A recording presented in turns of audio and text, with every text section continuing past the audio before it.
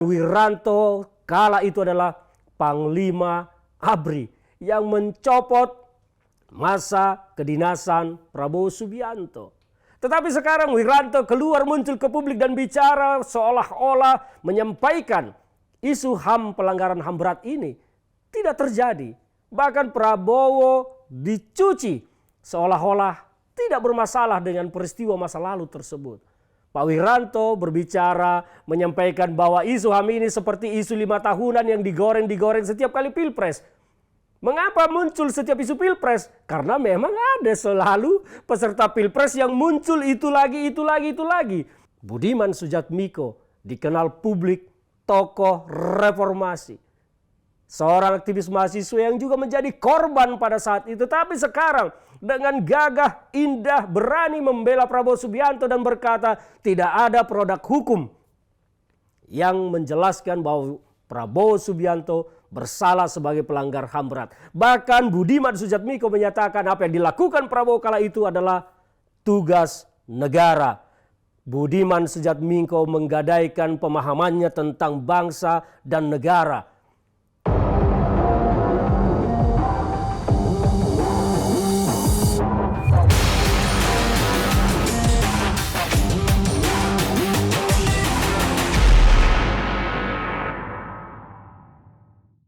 Peristiwa 1998, era reformasi sampai saat ini masih menyisakan banyak misteri, masih menyisakan banyak pertanyaan, terutama terhadap posisi Bapak Prabowo Subianto.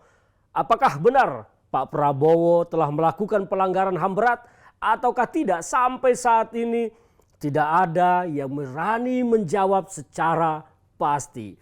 Pemerintah berganti, SBY 10 tahun tidak juga menuntaskan ini. Pak Jokowi 10 tahun tidak juga menuntaskan hal yang sama. Apa yang terjadi dengan bangsa kita? 2 hari belakangan, 2 sosok penting di dalam peristiwa 1998 ini muncul ke permukaan. Mereka dulu keluar menegaskan bahwa Prabowo Subianto patut diduga menjadi yang memerintahkan penghilangan aktivis dan melakukan pelanggaran HAM berat pada era reformasi. Dia Bapak Wiranto yang dulu sebagai Panglima ABRI adalah sosok yang memberhentikan, mengakhiri masa kedinasan Bapak Prabowo Subianto dari dinas militernya. Sidang etik Mahkamah Kehormatan Perwira pada saat itu memutuskan memberhentikan Prabowo Subianto dari dinas militernya. Dan Wiranto kala itu adalah Panglima ABRI yang mencopot masa kedinasan Prabowo Subianto. Tetapi sekarang Wiranto keluar muncul ke publik dan bicara seolah-olah menyampaikan isu HAM, pelanggaran HAM berat ini tidak terjadi. Bahkan Prabowo dicuci seolah-olah tidak bermasalah dengan peristiwa masa lalu tersebut. Pak Wiranto berbicara menyampaikan bahwa isu HAM ini seperti isu 5 tahunan yang digoreng-digoreng setiap kali pilpres. Mengapa muncul setiap isu pilpres? Karena memang ada selalu peserta pilpres yang muncul itu lagi. Maka isu ini tidak heran selalu dimunculkan karena bangsa ini tidak ingin dipimpin oleh siapapun yang diduga terlibat dalam pelanggaran HAM berat, penghilangan warganya. Pertanyaannya, mengapa Pak Wiranto yang dulu adalah Panglima ABRI yang mencopot dan mengakhiri masa kedinasan Pak Prabowo Subianto sekarang seolah-olah berbalik mencuci dosa, mencuci kotoran tangan dan mencuci segala hal-hal hitam yang melekat pada Pak Prabowo Subianto? Di mana integritas seorang Wiranto, Jenderal Bintang 4, mantan Panglima ABRI? Karena memang sekarang Pak Wiranto mendukung Pak Prabowo sehingga statement-statementnya berubah. Dari dulu ketika mendukung Pak Jokowi, sekarang mendukung Pak Prabowo, berubah. Meskipun Pak Jokowi ada juga di barisan itu. Tetapi yang aneh bagi kita, sejarah jangan sampai dibelokkan. Sejarah jangan sampai diputar balik. Sejarah jangan sampai ditukar hanya demi kepentingan kekuasaan. Selain Wiranto, ada juga seorang Budiman Sujatmiko. Dulu sosok kader elit PDIP yang menjadi sosok sentral pada era reformasi yang menentang Orde Baru. Budiman Sujatmiko dikenal publik tokoh reformasi. Seorang aktivis mahasiswa yang juga menjadi korban pada saat itu. Tapi sekarang dengan gagah, indah, berani membela Prabowo Subianto dan berkata tidak ada produk hukum yang menjelaskan bahwa Prabowo Subianto bersalah sebagai pelanggar HAM berat. Bahkan Budiman Sujatmiko menyatakan apa yang dilakukan Prabowo kala itu adalah tugas negara. Budiman Sujatmiko menggadaikan pemahamannya tentang bangsa dan negara.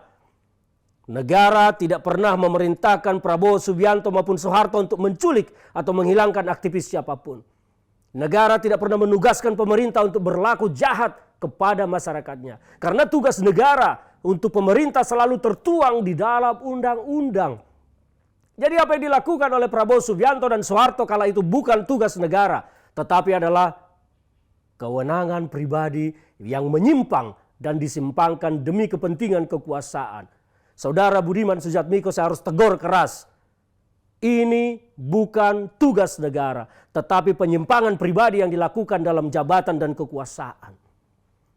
Soal bicara produk hukum, keputusan Mahkamah Etik Perwira pada saat itu memutuskan Prabowo Subianto diberhentikan. Dan itu adalah produk hukum dari militer. Jadi Budiman Sujatmiko jangan mengaburkan fakta-fakta sejarah dengan menyatakan itu tugas negara dan tidak ada produk hukum. Keputusan Mahkamah Kode Etik itu adalah produk hukum. Dan tidak ada tugas negara yang memerintahkan siapapun pejabat pemerintah untuk melakukan kejahatan terhadap masyarakatnya. Jadi apa yang disampaikan saudara Budiman Sujatmiko adalah hoax, tidak benar. Dilakukan untuk mencuci dosa-dosa masa lalu Prabowo Subianto. Inilah memang politik. Banyak orang-orang yang kehilangan nurani, kehilangan integritas ketika kepentingan pribadi ditempatkan di atas kepentingan segalanya. Inilah fakta yang sesungguhnya. Negara kita gagal memutus, gagal mengadili, gagal menyimpulkan apakah Prabowo Subianto benar-benar melakukan pelanggaran HAM berat. SBY 10 tahun abai, Jokowi 10 tahun juga abai. Kapan ini akan mau kita selesaikan persoalan ini? Kapan ini akan diakhiri menjadi sebuah bukti sejarah yang konkret bagi masa depan generasi bangsa kita? Saya bertanya-tanya kepada sosok-sosok yang sekarang menjadi pembela Pak Prabowo Subianto. Padahal mereka dulu adalah pelaku yang memberhentikan Prabowo dan menjadi korban dari perlakuan apa yang dilakukan Prabowo. Ada apa dengan mereka? Haruskah kita berpolitik dengan jahat, dengan liar, dengan tanpa integritas, dengan kemunafikan seperti itu? Bangsa kita butuh pemimpin-pemimpin yang jujur terhadap negara ini. Butuh pemimpin yang jujur terhadap rakyatnya. Siapapun sekali lagi, siapapun yang menjadi pemimpin bangsa ini tidak boleh adalah orang-orang yang tangannya kotor. Apalagi orang-orang yang diduga melakukan pelanggaran HAM berat berubah menjadi pahlawan. Mau jadi bangsa apa kita? Wahai rakyat Indonesia, berpikirlah cerdas. Berpikirlah cerdas. Jangan sampai bangsa kita menjadikan pelanggar HAM. Jangan sampai bangsa kita menjadikan penjahat kemanusiaan menjadi pahlawan. Betapa berdosanya kita sebagai warga negara. Betapa berdosanya kita sebagai pemilih. Betapa berdosanya kita sebagai anak-anak bangsa. Biarkanlah kaum munafik itu yang ingin mengejar kekuasaan menjadi pencuci dosa dari pelaku-pelaku kejahatan kemanusiaan. Tetapi kita, masyarakat Indonesia, jangan sampai turut serta, jangan sampai terlibat menjadi pembenaran atau membenarkan kejahatan menjadi kebenaran dan penjahat menjadi pahlawan. Jangan sampai.